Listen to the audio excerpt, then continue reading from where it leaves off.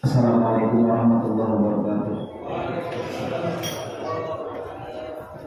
Al-Fatihah hadratin Nabiyil Mustafa Rasulillah sallallahu alaihi wasallam wa alihi wa sahbihi wa dzurriyyatil kiram. Wa ila jami'il awliya ilaika lahum Ahmad bin Hadir Syekh Muhammad bin Ali Ba'alawi Syekh al-Adilani wa Sulaiman bin Mahizan wa Faraqa wa Habib Allah Muhammad Rashid wa ayyahu dari disir Fatihah. A'udzu billahi minasy syaithanir rajim. Bismillahirrahmanirrahim. Alhamdulillahi rabbil alamin arrahmanir rahim maliki yaumiddin.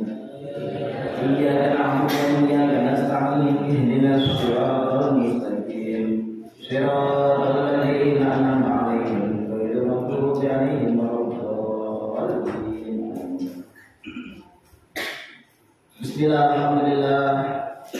Alhamdulillahilladzi ja'alana minan nasirin wa afhamana min 'ulumil ulama'i rasidin. Wassalatu wassalamu ala man nasaqa dinuhu adiyana kafarati wa qawlihi wa ala alihi wa sahbihi ladzina kanu yatamassaku syariati sholihin. Subhanaka la ilma lana illa ma 'allamtana innaka antal 'alimul hakim. Wa la hawla wa la quwwata illa billahil 'aliyyil 'azim.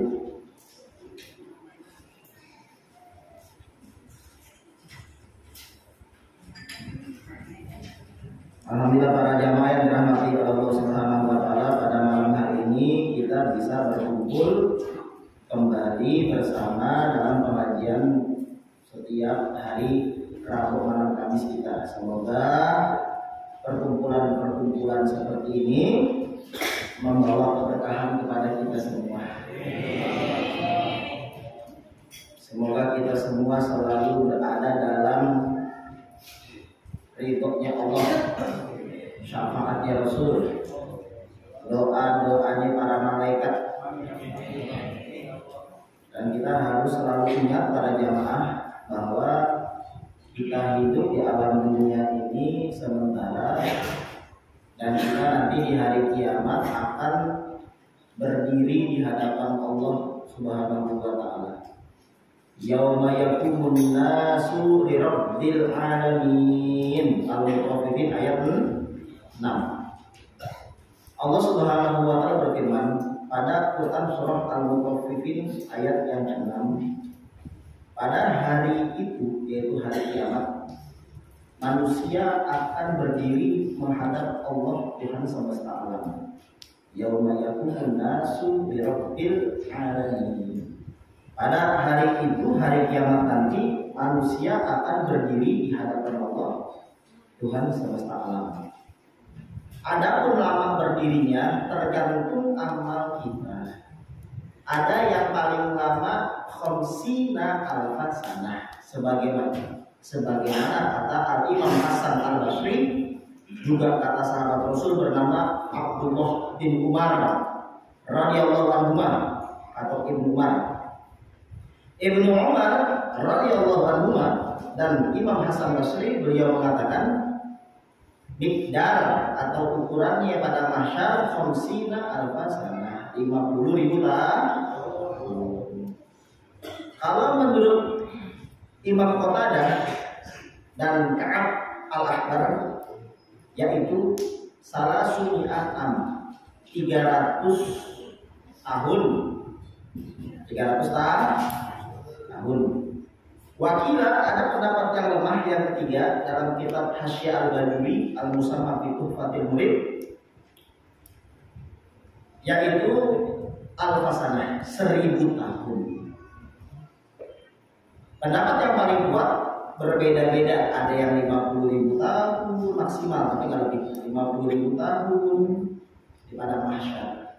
Ada yang 1000 tahun dan ada yang 300 tahun. Ada yang 50.000 tahun, ada yang 1000 tahun, ada yang 300 tahun.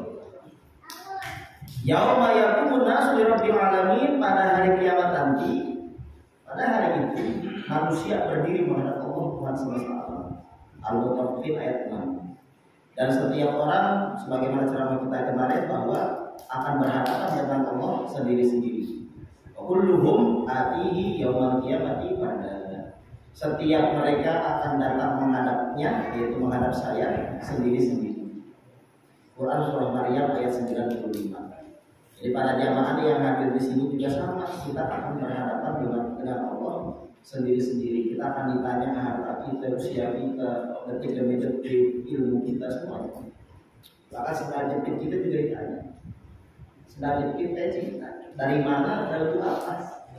Itu yang biasa, apalagi motor, mobil, kendaraan, rumah. Dari mana ini didapatkan dan dipakai untuk apa? Rumah. Dari mana kendaraan ini dan dipakai untuk apa?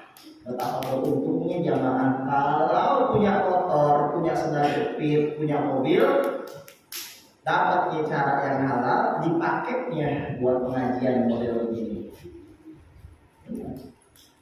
Sehalal-halalnya harta aja, hisabnya lama. Sebagaimana Nabi Sulaiman bin Daud, Nabi yang terakhir surga di antara Nabi yang lainnya. Juga sahabat Rasul Abdurrahman bin Auf radhiyallahu anhu. Dalam hadis Imam Tirmizi, Abdurrahman bin Auf radhiyallahu anhu termasuk asyram mubasyirin bil jannah. 10 orang yang dijamin surga Rasul, termasuk salah satu dari 10. Tapi Rasul nggak bilang pertama-tama, Nabi bilangnya salah satu dari 10 sahabat itu yang dijamin surga Abdurrahman bin Auf. Tapi ternyata dalam kitab Ihya Ulumuddin karangan Imam Ghazali, berdasarkan suatu riwayat, sahabat Rasul yang paling terakhir surga adalah Abdurrahman bin Auf. Padahal dijamin surga. Kenapa alasannya? Saking banyaknya hartanya. Saking banyaknya harta. Maka kita husnuzon aja ke Allah. Kalau kita itu yang kaya-kaya, misalnya sederhana, terus yang mungkin kita pengen dipercepat misalnya. Tapi kalau yang kaya juga bersyukur. Kenapa? Dengan kekayaan tersebut, sebagaimana ceramah kita kemarin pas ngajar bulanan, bisa dia bersedekah dan sebagainya. Namanya al-muhtarik. Para jamaah yang dirahmati oleh Allah Subhanahu wa taala, ada yang terakhir tidak 50.000 tahun, tidak 1.000 tahun, tidak 300 tahun. Nomor keempat nih, saya berharap semua yang hadir di sini khususnya dan umumnya semua umat Islam. Nomor keempat. Sebagaimana kata Rasulullah sallallahu alaihi wasallam, "Lama suila an tubi dzalika yaum."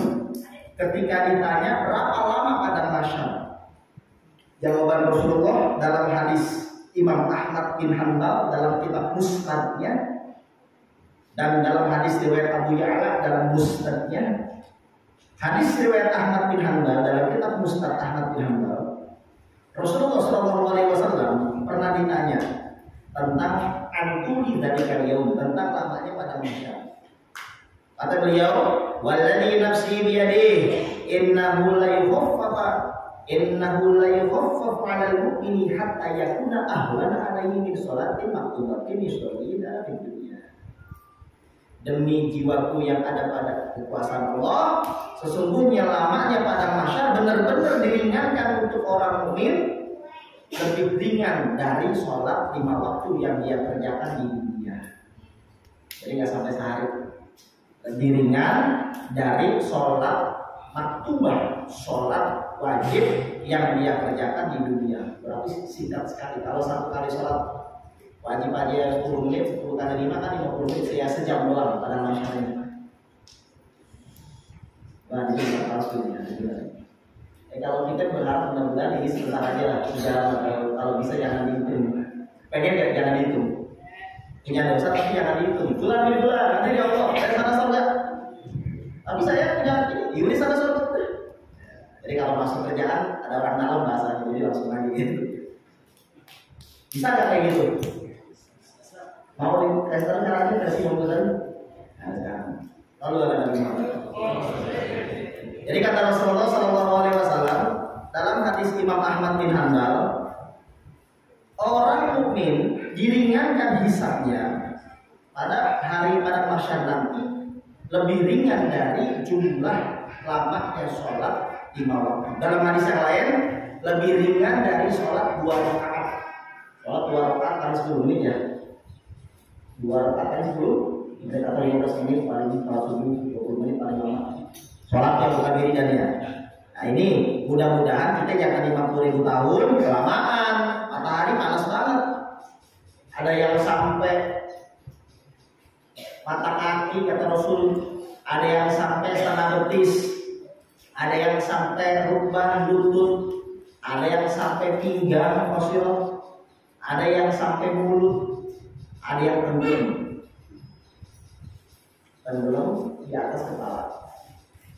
Itu keadaan orang-orang di padang mahsyar nanti ketika matahari itu sangat dekat di atas kepala kita 1,5 km. Milu ya, yaitu 1,5 km bukan 1,4. Kalau kata orang-orang 1,4 bukan 1,4 bukan. Tapi milu ya di sini yaitu 1,5 km di atas matahari di atas kepala kita. Di padang mahsyar 1,5 km atau milu.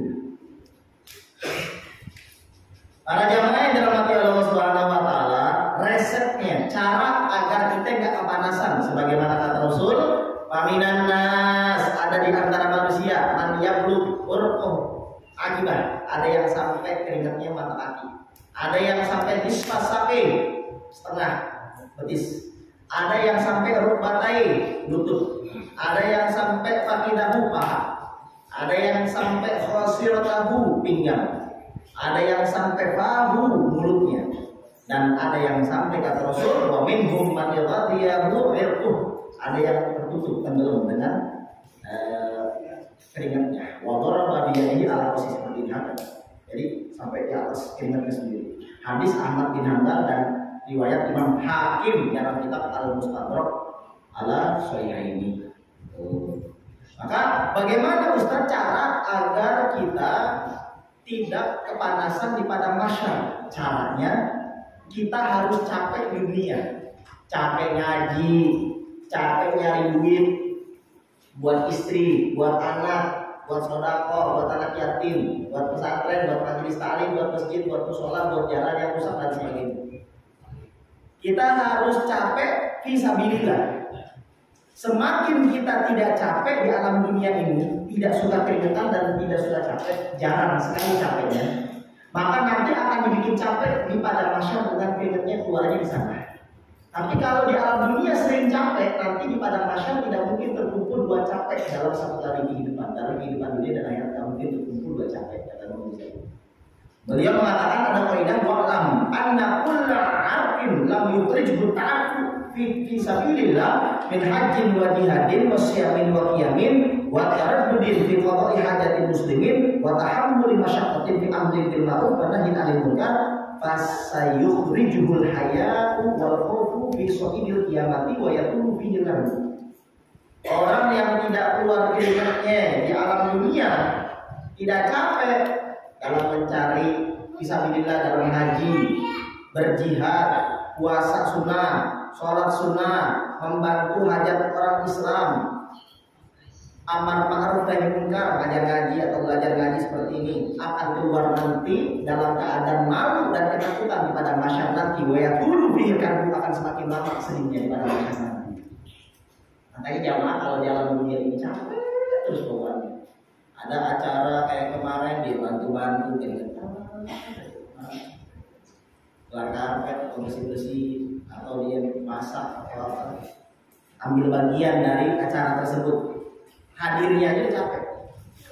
Atau pengajian model begini kan jamaah dari rumah ke sini korbannya mata, aturan tidur malam ini, benar tidak? Aturan bisa nonton TV, sinetron, aturan bisa main HP, datang ke sini kan capek, jalan kaki, ada naik motor kan capek juga.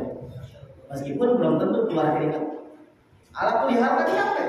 Maka kalau sudah keluar capeknya, nanti di padang mahsyar nanti semakin sedikit keluar keringatnya. Kalau bisa jangan keluar sama sekali. Kenapa? Kita habis-habisan di alam dunia, capek fisabilillah. Nanti di padang mahsyar tidak capek lagi, tidak keluar keringat lagi. Itu kata Imam Ghazali, bukan hadis, tapi ucapan beliau Al-Imam Al-Ghazali. Rasa capek, keringat atau tidak keringat yang penting diperjuangkan fisabilillah di jalan Allah, baik itu sholat sunnah, puasa sunnah, haji, umroh, membantu kesulitan orang Islam, insya Allah tidak akan keluar di hari kiamat nanti. Sebaliknya, kalau orang tidak atau jarang sekali keluar capeknya di alam dunia, maka nanti akan capek di padang mahsyar.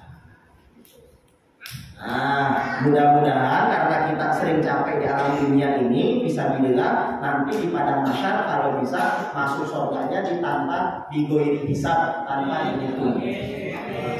Kalaupun dihitung, mudah-mudahan kasolati rokataini khofifatain, seperti sholat 2 rakaat yang sangat ringan.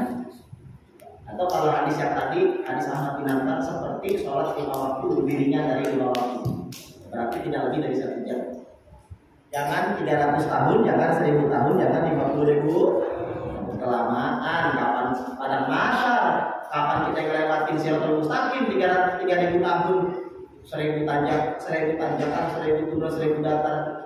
Kapan kita nanti, waduh lama sekali ya. Mudah-mudahan semakin ringan. Yauma yaqumun nasu lirabbil alamin. Pada hari kiamat nanti orang-orang akan berhadapan dengan Allah Tuhan semesta alam dalam keadaan berdiri. Berkatalah Imam Qatadah 300 tahun dan Imam Ka'ab. Berkatalah Ibnu Umar dan Hasan Basri 50.000 tahun. Kila 1000 tahun. Dan pendapat yang paling kuat tergantung amal. Maka orang mukmin kata Rasul hanya seperti lebih ringan dari sholat maktubatin, lebih ringan dari sholat wajib yang dia kerjakan di alam dunia. Dalam riwayat yang lain 2 rakaat saja, yaitu 10 menitan 15 menit. Hisaban yasiro akan dihitung hitungan yang mudah, atau digoir hisab, atau masuk surganya tanpa dihitung. Ustaz, bagaimana cara agar masuk surga setelah dihisab di mizan? Itu kan ada yang mizan dan mizan, hari hitungan, hari timbangan amal kebaikannya. Bagaimana cara agar kita masuk surga tanpa dihitung?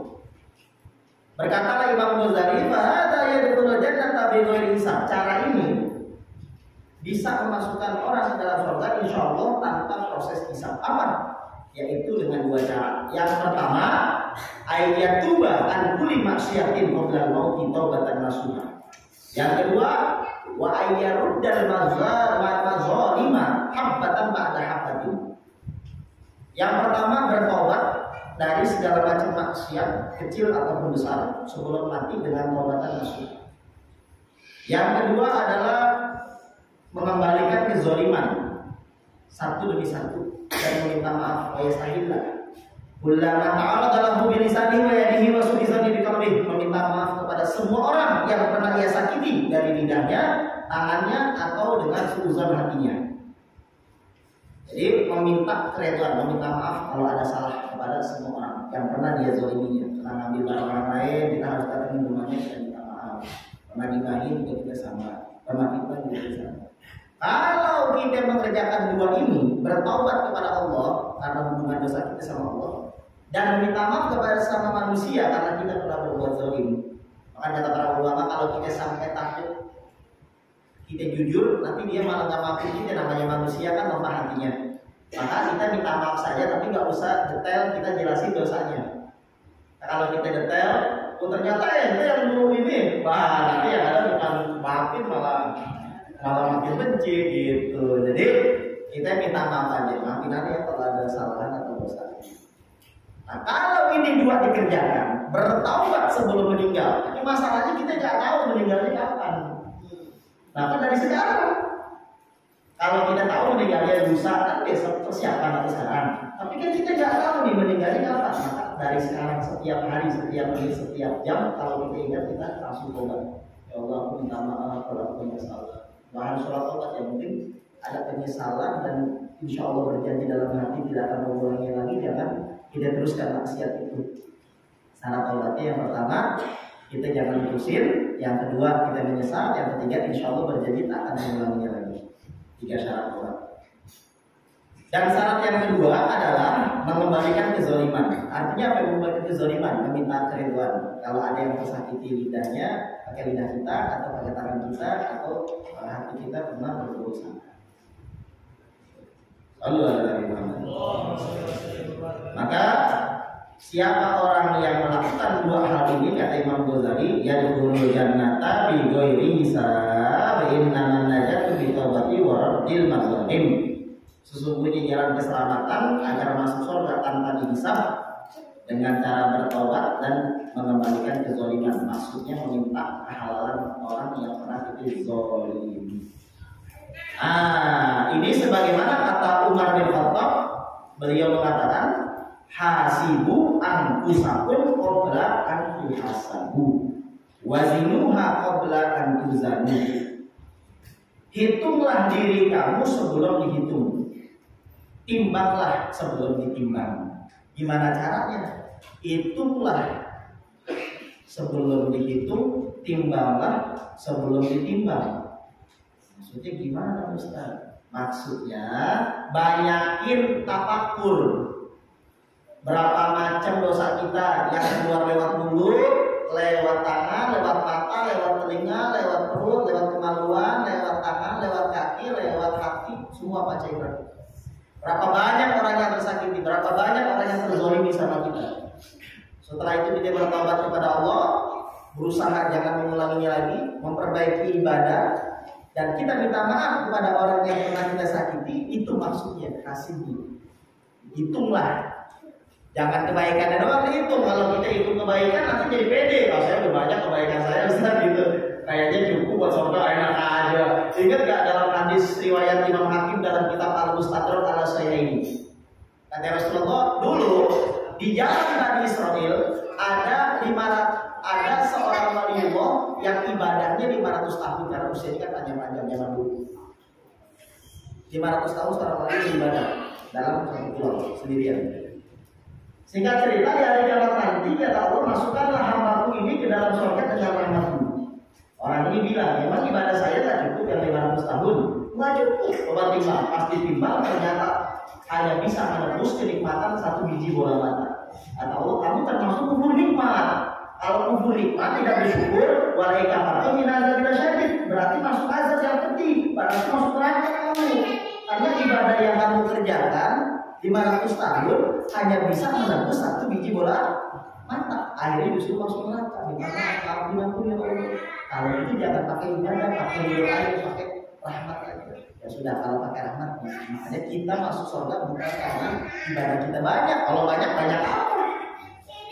Kalau kita banyak ibadah apa yang bisa kita andalkan? Orang yang tadi aja 500 tahun ibadah non-stop aja cuma bisa nebus satu biji bola mata. Kalau kita seperempat mata juga mungkin belum ada kan? Nah, kita termasuk bernikmat kalau pakai ibadah. Nggak bisa kita pakai ridho Allah. Nah, salah satu yang mendatangkan ridho Allah, rahmat Allah, majelis-majelis taklim seperti itu. Sholawat kepada Rasulullah. Ya, majelis-majelis taklim, majelis-majelis zikir itu merupakan satu jalan menuju ridhonya Allah Subhanahu. Baik, saudara.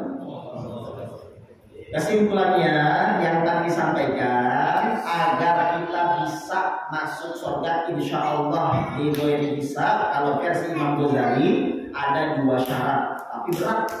Syarat yang pertama, bertaubat sebelum meninggal, taubatan nasuha dari setiap dosa kecil ataupun dosa besar. Yang kedua adalah mengembalikan kezaliman atau meminta maaf kalau kita pernah berbuat salah kepada orang dengan lidah kita atau tangan atau dengan hati kita. Dalam hati kita dulu kepada orang kita minta maaf karena sudah sebutan berusaha. Inilah kata Umar bin Khattab dalam hadis Ahmad bin Hanbal, hasibu anfusakum qabla an tuhasab. Hitunglah diri kamu sebelum dihitung oleh Allah. Wazinuha, timbanglah qabla an tuzanu, sebelum ditimbang. Bagaimana caranya Ustaz? Biar kita seperti itu, hitung dan timbang. Caranya banyakin tafakur, banyakin berpikir, banyakin tafakur, merenung.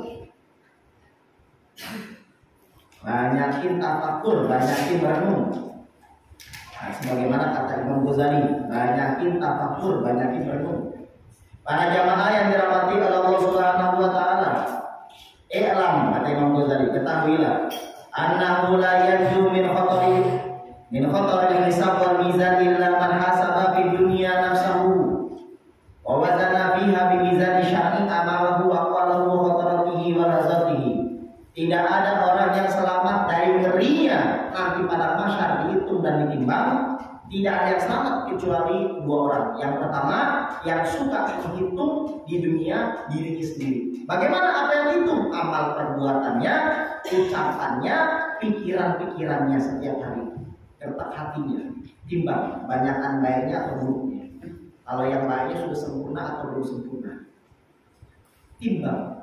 Orang yang selamat daripada masyarakat nanti, kata Imam Ghazali, tidak ada kecuali dua orang. Yang pertama, yang suka manhasaba fi dunya nafsahu, suka menghitung dirinya di alam dunia sebelum meninggal. Makanya kata Umar bin Khattab, hasibu anfusakum qabla an tuhasabu, hitunglah dirimu sebelum meninggal.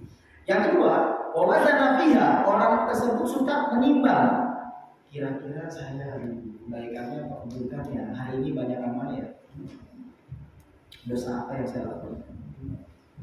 Saat itu ditimbang satu paket. Orang yang itu ujungnya dihitung dulu 1, 2, 3, ujungnya ditimbang. Sama, kita berpikir dulu dari mulai subuh tadi sampai sekarang sebelum tidur kita hitung dosa apa, tulis di kertas 1, 2, 3, 4, dosa Allah dan dosa manusia.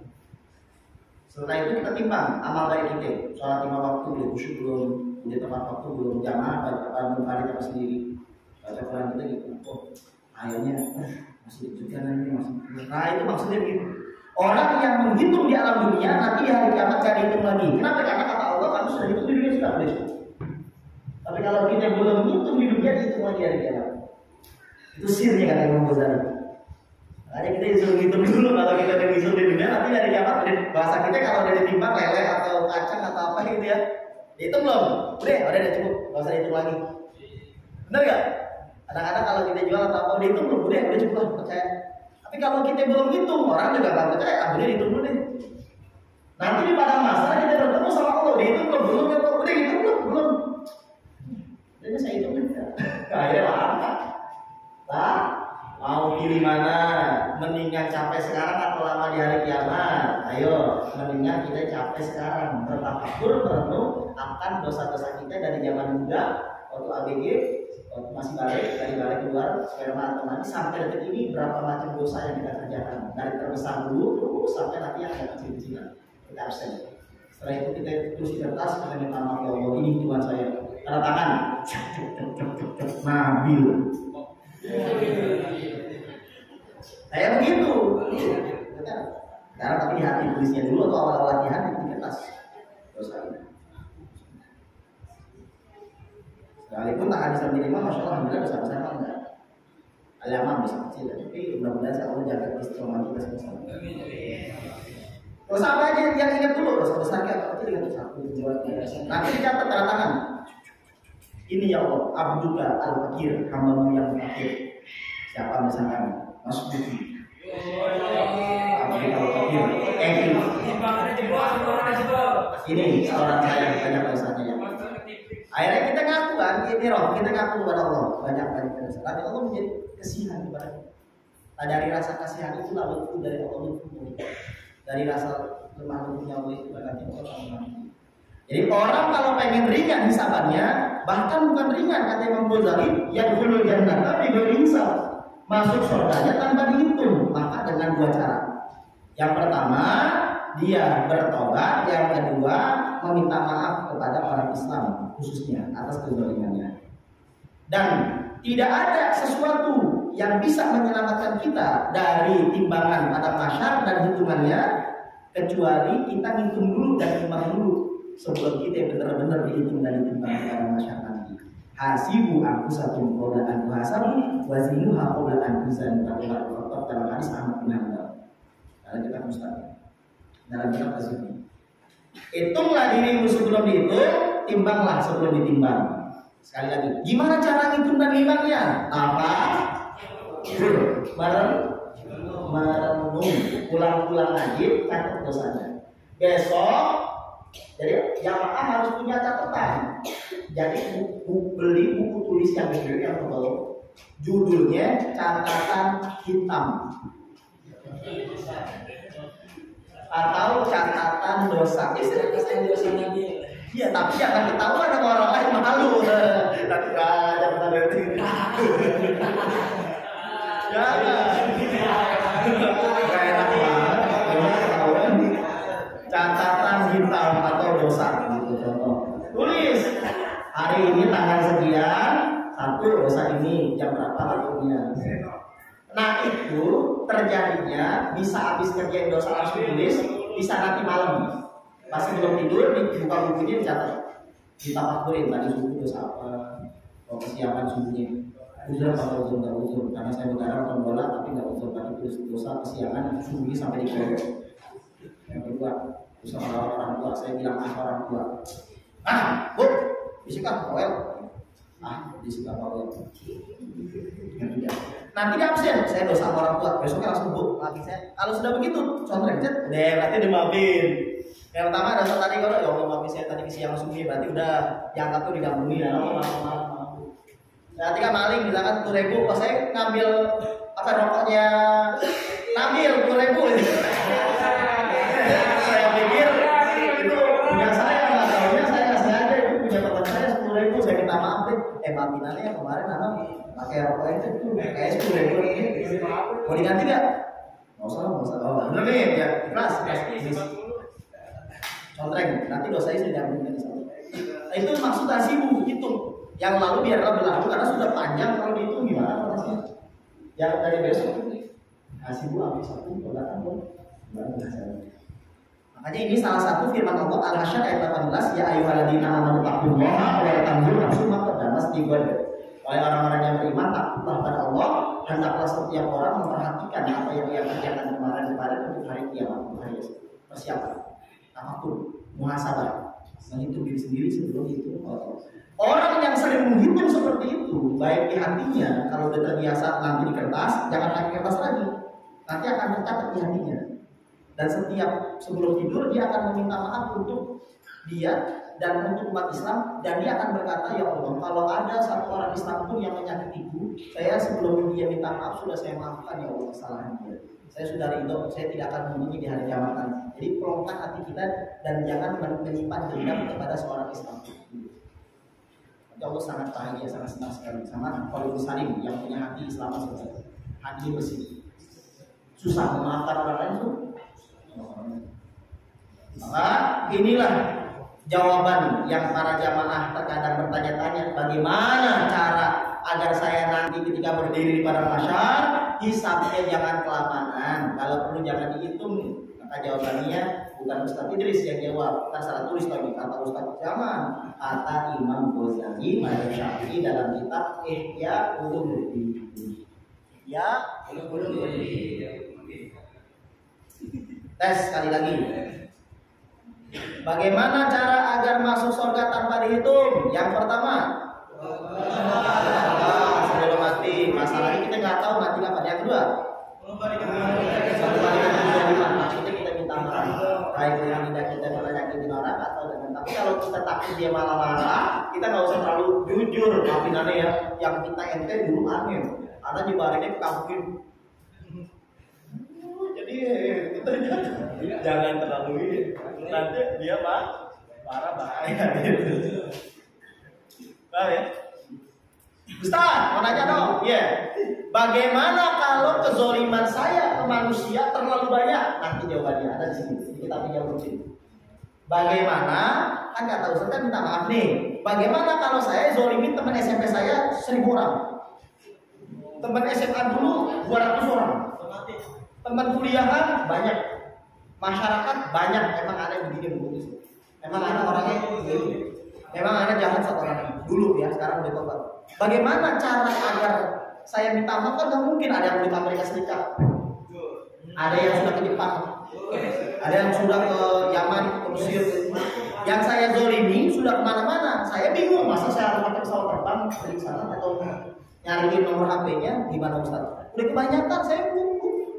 Di otak saya lupa benar. Saya lupa orang yang pernah saya zolimi. Bagaimana jawabannya? Nah, berkatalah Imam Ghazali dalam kitab Ihya Ulumuddin, cara kalau kita terlalu banyak kezaliman kita sehingga kita lupa siapa saja yang pernah kita ambil barangnya, gosok barangnya, kita sakiti hatinya, kita pukul dia, cubit dan sebagainya, terlalu banyak yang kita zalimi, maka dengan cara satu dua memperbanyak ibadah sunnah. jawabannya. Tidak ada cara yang lain. Kalau kita terlalu banyak kezaliman kepada manusia dan susah untuk kita ingat satu persatu, dan kita samperin atau kita telepon, susah, udah pada hapus nomornya atau tidak terdeteksi, orang udah pada meninggal sebagian lagi ini. Apa yang harus kita kerjakan, Ustaz? Tanya ke saya juga nggak tahu.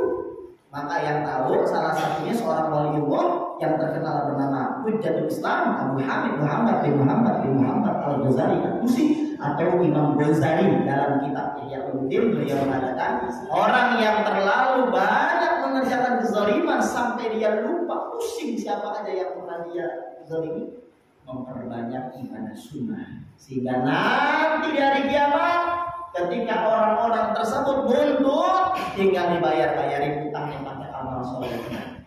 Tapi kalau amal solehnya tekor, pas-pasan, cuma punya amalan wajib, sayang kalau dipakai buat bayar utang. Amalan wajib, sholat itu dipakai buat itu, ya dia nggak punya ibadah lagi, masuk neraka ujung-ujungnya. Sebagaimana kata Rasulullah Shallallahu Alaihi Wasallam dalam hadis Sahih Muslim, wahai sahabat-sahabatku. Nah, suatu hari Rasulullah sedang duduk sama sahabat seperti ini. Yang alami. Wahai sahabat-sahabatku, hal tadruna manil muflis. Apakah kalian tahu siapa orang yang rugi? Orang yang rugi, yang bangkrut. Muflis itu rugi dan bangkrut. Kalian tahu orang yang bangkrut? Ada yang bilang, nggak punya ini, orang miskin gitu. Orang nggak punya duit ya Rasul. Uang emas nggak punya, uang perak aja nggak punya, perak kan murah, nggak punya, jangan emas perak nggak punya. Nggak punya baju banyak, nggak punya barang-barang. Salah kata Rasulullah SAW. Kata sahabat kata Rasulullah, hal tadruna manil muflis. Apa kalian tahu siapa orang yang bangkrut? Al-muflis fina man ladin hamalahu wa la. Tidak punya uang perak, tidak punya barang-barang ya Rasul. Itu orang rugi. Orang merugi, orang bangkrut itu. Kata Rasul, salah. Al-muflisu bin ummati. Orang yang bangkrut di antara umatku, man ya'ti yaumal qiyamati bi sholatin wa siyamin wa zakatin. Pada hari kiamat nanti dia datang kepada Allah bawa amalan sholatnya, puasanya, zakatnya. Puasa sholatnya nggak pernah bolong lima waktu. Puasa Ramadannya full. Zakat fitrahnya wajib. Wa ya'ti wa asyama hadza wa qadha hadza wa qalama hadza wa sabaqana hadza wa darba hadza fa yu'hada min hasanatihi wa hadza min hasanatihi wa in kanat hasanatuhu qabla ayat wa adiyat bi amalihi wa idza min hadza wa rasmi billahi. Akhirnya karena dia memiliki kezaliman kepada orang-orang, kata Rasulullah, orang tersebut datang pula bawa dosa syamahada, pernah mencaci maki orang, pernah fitnah orang, pernah gibah, waqadzafahada, menuduh berzina, waqalamahada, memakan harta orang lain secara batil, sama kadamahada, menumpahkan darah, mukul sampai berdarah orang, nusuk sampai berdarah orang, waqalamahada, atau pukulan biasa, mukul biasa. Ayo kalau ada binasa nanti, ada binasa nanti, dicopot kemotin, ambil, dibayar-bayarin. Ada beberapa orang belum dibayar, saya belum dibayar, saya minta keadilan, saya belum ya Allah. Gak ada lagi amal solehnya. Wa infaniyat hasanatuhu, kalau amal solehnya gak ada sudah habis. Qabla ayub dia malai, padahal masih ada yang belum dibayar. Kita bin khotoyahum, dosa yang belum dibayar diambil. Atau dia tahu, dilemparkan kepada dia, semua terlihatina dan dia masuk ke dalam neraka. Padahal tadi sholatnya cakep, puasanya cakep, zakatnya cakep, tapi sering berbuat zalim. Aku zulmah, hati-hati dengan kezaliman. Hadis Sahih Muslim. Paham ya? Jadi jangan sampai kita menjadi orang yang tapi ada yang lucu juga, sampai Rasul ketawa-tawa dalam hadis riwayat Imam Ibnu Abi Dunya dan Imam Hakim. Dalam hadis riwayat Imam Hakim dan hadis riwayat Ibnu Abi Dunya, Anas bin Malik dan Umar bin Khattab dan sahabat Nabi yang lain sedang duduk-duduk di samping Rasul Shallallahu Alaihi Wasallam. Ketawa-tawa Rasulullah, ya Rasulullah atau Umar bin Khattab, demi ayat ibuku, apa yang membuatmu ketawa-tawa? Kata Rasulullah, ada cerita. Nanti di hari kiamat nanti Allah datangkan dua orang yang dulunya bertengkar di dunia, yang saling menzalimi atau yang salah satunya berbuat zalim. Allah dudukkan, jadi dalam keadaan lutut berlutut seperti ini.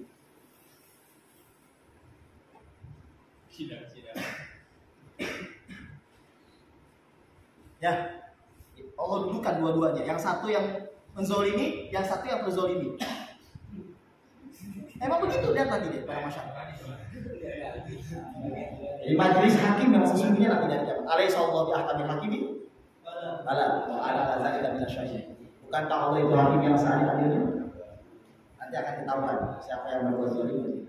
Jadi, dulu. Itu kata Rasulullah SAW, membuka cerita beliau. Lantas Allah Subhanahu wa Ta'ala bertanya kepada orang yang terzalimi. Berbicara. Begini ya Allah, orang ini menzalimi saya. Ya saya tahu.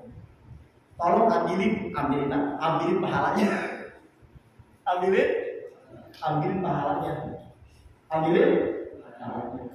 Pas pengen diambil, kata Allah, orang itu gak punya pahala lagi. Ternyata orangnya malas ibadah lagi, gitu. Udah malas ibadah, suka zalimin orang. Dikata Rasulullah. Oh kalau gitu dia nggak punya ibadah ya Allah, iya dia tidak punya ibadah. Gimana caranya? Allah pancing gitu. Oh kalau begini aja ya Allah. Mungkin orang ini sudah belajar hadis yang tadi kan saya bilang. Dosa-dosa saya tolong dilemparin ke orang itu. Orang ini kayak begini. Dalam hati apa saja? Udah nggak punya ibadah, banyak zalim orang. Ini baru satu orang ya Allah. Kalau dia nggak punya ibadah yang berbayar kezaliman kepada saya minta dosa-dosa saya tolong lemparkan kepada dia, kepada itu orang. Allah maha tahu, kesian kalau dilemparin yang ada dia masuk. Akhirnya kata Allah, lihat ke atas kamu. Wow, madain minal fiddah, kotak-kotak dari perak munafiqah yang tinggi sekali. Waduh, wah ada emas, ada perak. Surga dilihatin pada masyarakat. Belum masuk surga baru dilihatin pada masyarakat.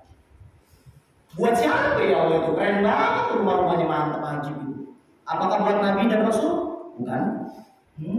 Ahli sidqi, mungkin para wali tinggi, para sahabat Nabi, bukan. Buat syuhada yang meninggal di fisabilillah, yang lagi berperang sama musuh orang kafir, bukan. Bukan.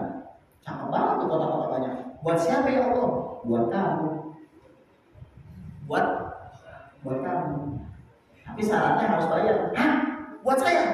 Harus bayar? Pakai apa cara bayarnya? Mau tahu cara bayarnya? Ya, maafin kesalahan teman kamu. Saya maafin ya Allah. Kalau begitu bawa orang teman kamu ini yang menzalimimu ke dalam surga tanpa rasa. Ayo kita pegang-pegang. Musuh jadi kamu. Musuh jadi kamu aja. Musuh jadi. Aduh. Berarti yang punya musuh buyutan di hari kiamat gandengan ya.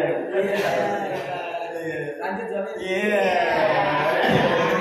Berarti di hari kiamat nanti jamaah yang punya musuh buyutan bakalan gandengan begitu.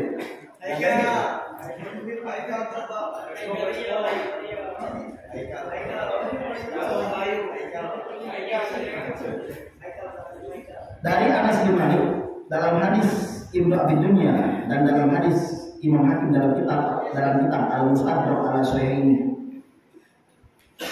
Kata Anas bin Malik radhiyallahu anhu, bainama Rasulullah sallallahu alaihi wasallam jalisun, ketika Rasul duduk sama kita. Idra'ainahu dhahika hatta badat sanayahu. Kita melihat Rasulullah tertawa-tawa sampai gigi depannya kelihatan gigi. Sampai tertawa terbakar. Kalau ketawa gini, kenapa ya Rasul? Ya Umar bin Khattab. Kepala Umar, kata Anas. Umar bin Khattab, lagi-lagi Umar, apa ya? Beliau yang tegas tuh. Pengen haus ilmu, Umar bin Khattab. Bukan perang aja, tapi tak haus ilmu. Umar bin Khattab ditakuti jin. Semua jin takut beliau, karena saking tegasnya. Ma'yuhibuka ya Rasulullah. Kita tidak tahu ini. Demi bapak dan ibu, apa yang menyebabkan tertawa-tawa wahai Rasulullah? Begini kata Rasul, Rajulani min ummati yasiya baina yaday rabbil izzati. Ada dua orang dari umatku di hari kiamat nanti berlutut di hadapan Allah. Qala ahduma, salah satunya berkata yang terzalimi, ya Rabb, wahai Allah Tuhanku, hudli mazlamati min akhi. Tolong ambilkan pahala kezaliman dia yang telah menzalimiku dari saudara Islamku ini. Tolong ambilin. Tolong ambilin, dia pernah nyakiti saya. Ternyata yang ambil harta saya dia. Ternyata yang ngatain saya dia. Saya baru tahu dari kiamat, ternyata dia. Tolong ambilin ya. Tolong diambilkan. Saldonya tambahin buat saldo saya. Begitulah kiranya. Allah Allah berfirman, "Ati akhaka mazlamatahu." Hei, kamu yang menzalimi, berilah saudaramu itu pahalanya. Ya Rabb, wahai Tuhan Allah, lam yabqa min hasanati syai'. Tidak tersisa sedikit pun dari kebaikanku. Mungkin saking banyaknya orang terzalimi. Saking banyaknya orang terzalimi sampai dia mengatakan tidak tersisa sedikit pun kebaikanku. Dengan cara apa aku membayarnya? Allah berfirman kepada yang minta tadi, Allah minta kepada Allah bertanya kepada yang minta tadi, kaifa tasna'u? Sekarang bagaimana kau akan lakukan kepada saudaramu? Walam yabqa min hasanati syai'.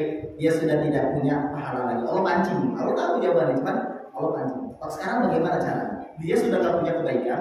Bagaimana cara kamu minta kebaikan sama dia? Begini saja ya Allah. Dosa saya timpahin ke dia. Kejam banget ini. Awalnya kejam. Awalnya kan dosa saya lemparkan ke dia. Tahammal anni min auzari. Dia pikul dosa saya ya Allah. Tolong ya Allah. Dosa saya habisin buat dia. Sampai hadis ini Rasul nangis. Tadi kita tahu sampai ceritakan tentang dilemparkannya dosa. Rasul nangis.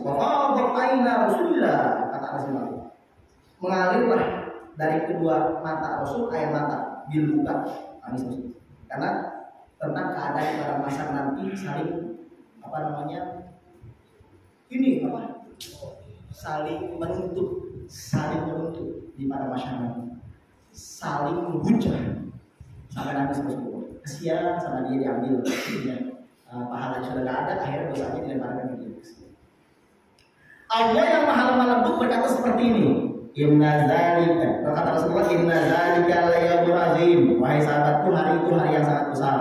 Yaumun yahtajun nasu ila ayyuman anhu min auzarihim. Orang-orang tidak mau pikul dosanya, pengen dosanya dilemparkan ke orang lain. Apalagi yang dizolimi, apalagi yang menzolimi, pengen dosanya dilemparkan kepada orang yang menzoliminya. Gitu kan Rasul. Gak mau orang hari kiamat pikul dosanya. Aji mumpung ada orang yang menzolimi saya lemparin aja dosanya. Begitu kan Rasulullah. Akhirnya Rasulullah melanjutkan hadis kursi. Allah berkata kepada orang yang minta ini, irfa' raksaka. Sekarang angkat kepalamu. Fanzur bil jinan, lihatlah para surga. Para raksahu. Dia angkat kepalanya.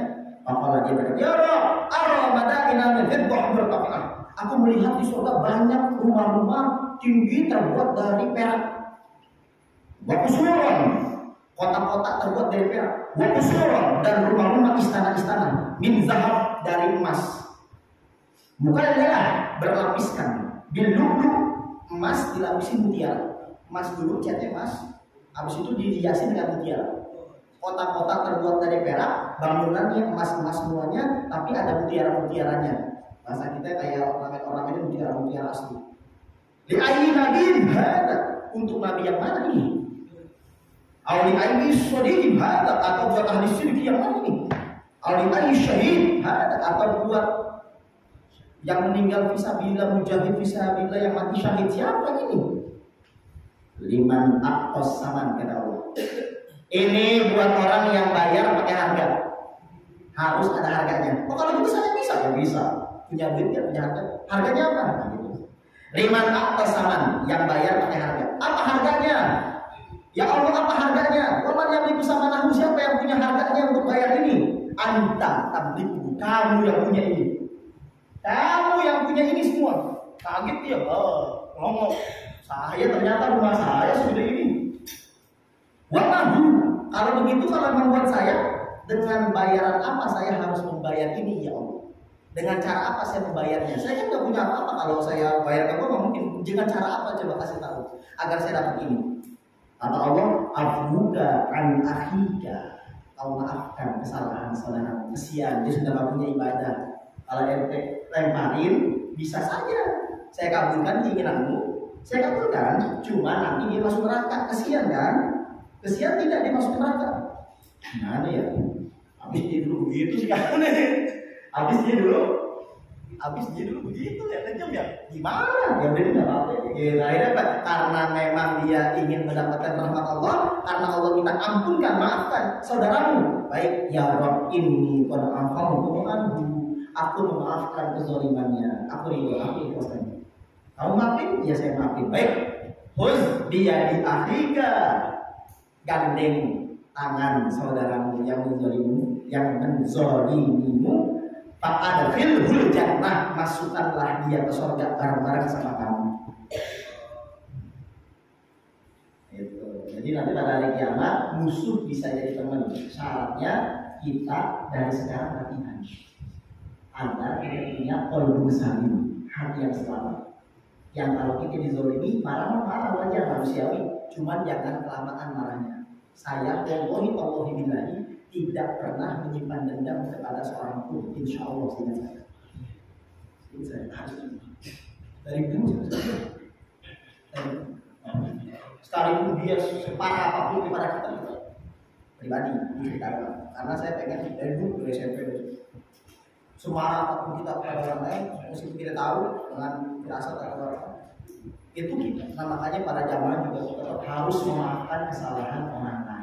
Bahkan sebaliknya, doakanlah musuh agar Allah menyayanginya, jangan kena azab. Coba kalau jamaah jadi waliullah, kasih Allah. Kalau punya hati yang pemarah bahaya orang, Allah cabut nyawanya dia. Ya Allah cabut nyawanya dia. Ya Allah hancurkan dia, habis semua sama dia. Wah, gak cocok jadi wali. Ya Allah maafin, ya ajib kan. Ya Allah maafin dia. Ya Allah rahmatkan dia. Ya Allah kasihankan dia. Jangan kau azab dia, antara dia marah kepada saya. Jangan dia. Takut kalau sampai bertindak. Ada janji Allah, man ada di waliyan faqad azantu bil harbi. Siapa yang memusuhi waliku, aku nyatakan perang terhadapnya. Jangan gitu ya Allah, maafin dia ya Allah, kasihan dia. Tapi kalau model-model orang yang suka tiba-tiba matiin, hancurin, laknat dia, wah, bener deh. Habis umat Rasulullah, Sallallahu alaihi wasallam. Maka jangan menyimpan dendam kepada seorang pun sekalipun itu musuh buyutan. Ikhlaskanlah, serahkanlah urusan Allah Subhanahu wa taala. Memang sangat susah, tapi belajar dari sekarang. Marah manusiawi ya, marah boneka. Manusia, tapi jangan menyimpan dendam berkepanjangan. Ikhlaskan. Baik, memang susah. Para jamaah yang dirahmati oleh Allah Subhanahu wa taala, di akhir hadisnya kata Rasulullah Sallallahu alaihi wasallam ketika sudah cerita seperti ini, ittaqullah, wahai umatku, sahabatku, takutlah kepada Allah, bertakwalah kepada Allah, wa aslihu dzata bainikum, perbaikilah hubungan yang retak di antara kalian. Fa innallaha yuslihu bainal mu'minin, karena Allah juga menyatukan, memperbaiki hubungan orang-orang mukmin yang hancur atau yang retak. Jadi kalian jangan berselisih berkepanjangan. Itu kata Rasulullah Sallallahu alaihi wasallam. Sallallahu ala Nabi Muhammad. Para jamaah yang dirahmati oleh Allah Subhanahu wa taala, setelah kita selamat semuanya, amin. Pada masa kita muda atau kita masuk surga tanpa dihisab dengan teknik yang tadi kita ajarkan dari Imam Ghazali, dengan taubat dan kita kembalikan beriman. Kalau kebanyakan kita iringi dengan amal baik, kemudian kita akan melewati Shiratal Mustaqim. Kata Rasul, ada yang kecepatannya kecepatan petir, ada yang kecepatan rih angin, ada yang kecepatan kuda nomor 3, ada yang kecepatan orang berlari, ada yang kecepatan orang berjalan, ada yang orang merangkak tapi merangkak cepat, ada yang merangkak tapi merangkak lambat, dan ada yang baru sekali merangkak masuk neraka langsung. Bahkan ada yang tinggal selangkah lagi surga, tapi kepleset masuk ke dalam neraka jahanam. Dan kata Rasulullah, Shiratal Mustaqim sangat tajam, lebih tajam minas sayf daripada pedang, wa adak minas syar, lebih tipis daripada satu rambut, lebih tipis dan lebih tajam. lebih tajam dan lebih tipis. Kira-kira kita cepat seperti petir, seperti angin, seperti kuda, seperti orang berlari, seperti orang berjalan, seperti merangkak cepat, seperti merangkak lambat, atau kita jatuh. Ya Allah, semoga semuanya masuk ke dalam surga-Mu melewati siratal mustaqim dengan kecepatan barak ya Allah, dengan kecepatan petir atau cahaya. Amin.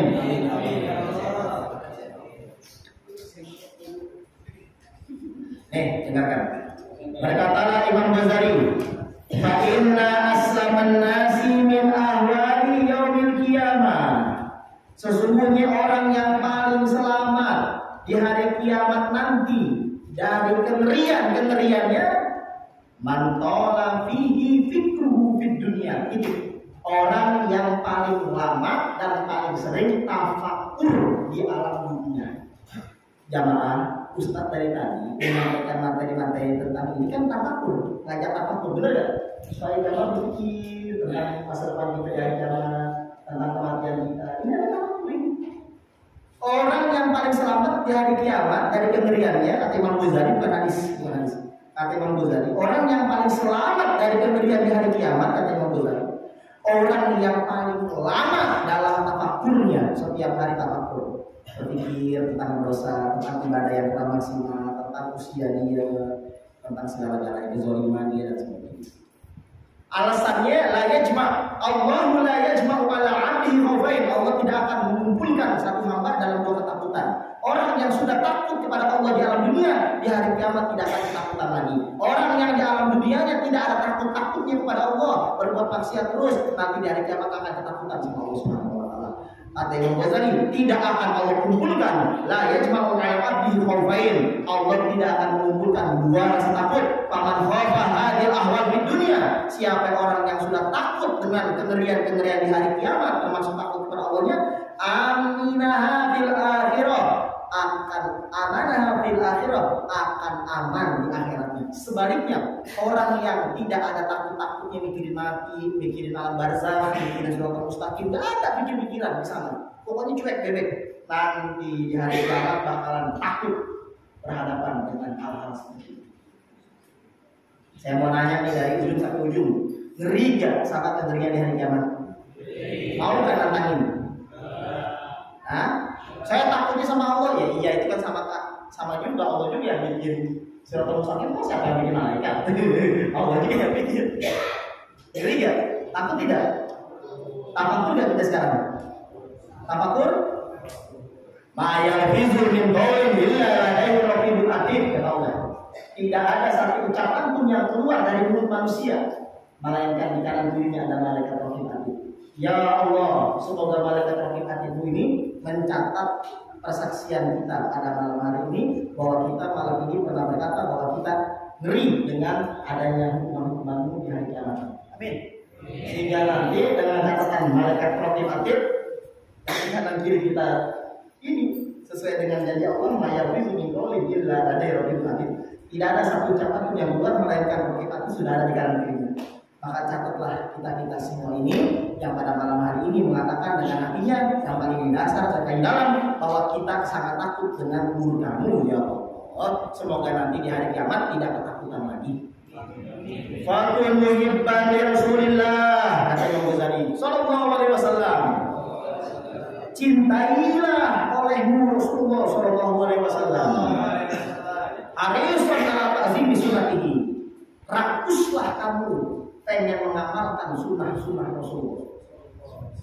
Mutasyawwifan ila mirati qulubi sholihin min ummatihi. Hendaknya kamu selalu nempel cinta sama hamba-hambanya Allah yang soleh di muka bumi ini. Dekat-dekat sama orang-orang soleh, ada yang mengagari. Mutadarrikan bi adiyatihim, ambil berkah dari doa orang-orang soleh. Kalau datang ke orang soleh, ambil berkah, minta doa sebanyak-banyaknya buat keselamatan dunia akhirat. Semoga kamu mendapatkan syafaat Rasulullah atau syafaat orang-orang soleh. In kunta qalilal bidoa, kalau kamu merasa ibadahmu sedikit keras kan? Kata Imam Ghazali, in kunta Qalilal bidu'ah. Kalau persiapanmu barang-barangmu menghadap Allah, ibadah kamu sedikit, maka hiasilah dengan dua. Yang pertama, cintailah Rasulullah dan amalkan sunnahnya. Yang kedua, cintailah orang-orang soleh dan mintalah doa dari mereka agar hidupmu barokah, agar hidupmu menjadi selamat dunia akhirat. Maka kan perkumpulan-perkumpulan seperti ini bukan ustadz yang soleh, tapi kan kita semua saling memberikan kesolehan, saling memberikan amal baik. Maksudnya apa? Doa, ngaji, kita saling mengamininya. Bukan dari saya kita, bukan, tapi semuanya saling memberikan kesolehan. Jadi perkumpulan-perkumpulan seperti ini, insya Allah akan bisa nanti saling memberikan syafaat di hari kiamat.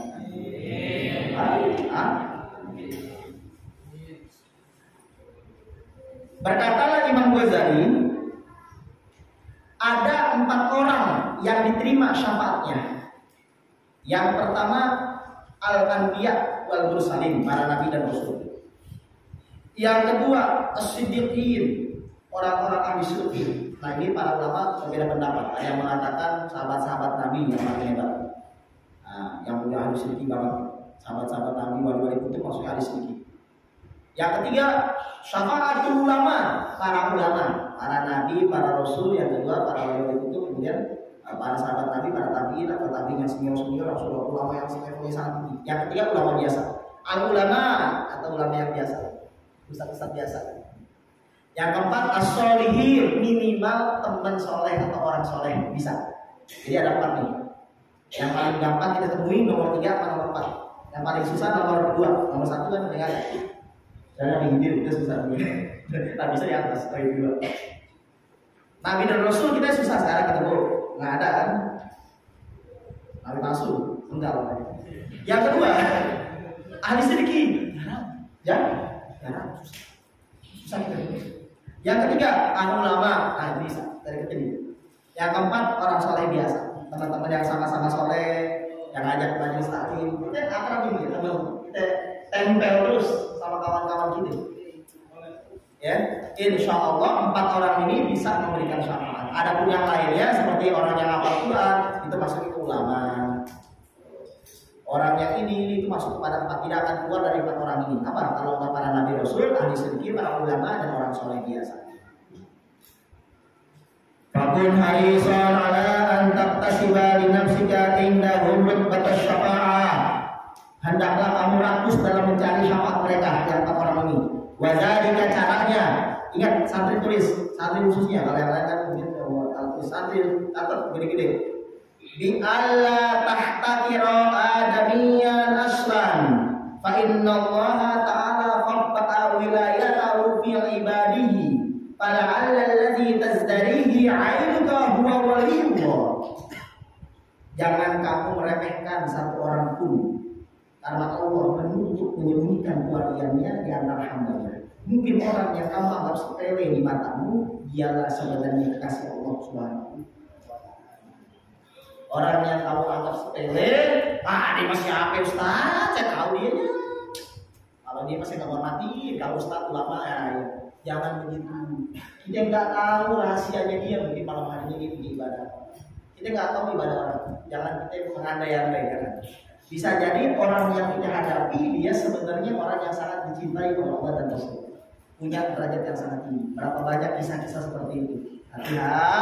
Hati-hati, berhusnuzonlah bahwa semua orang adalah orang baik. Yang buruk kamu, yang buruk kita, saya.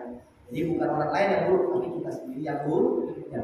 Itu cara Imam Ghazali supaya kita tidak haram mendapatkan syafaat mereka dengan berhusnuzon kepada semua manusia, khususnya yang Islam. Yang Islam, kenapa ya?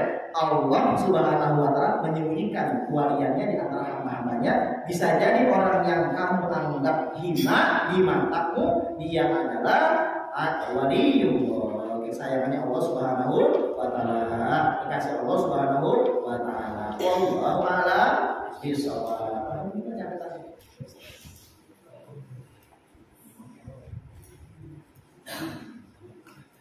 Allahumma sholli ala sayyidina Muhammadin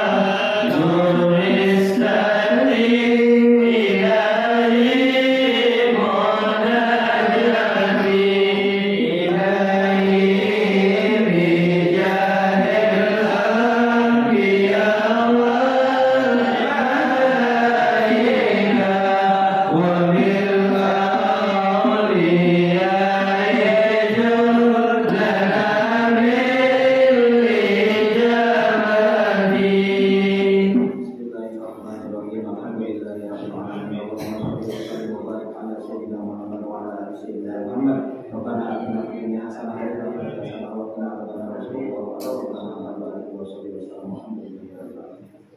Subhanallah wa bihamdihi asyhadu an la ilaha illa anta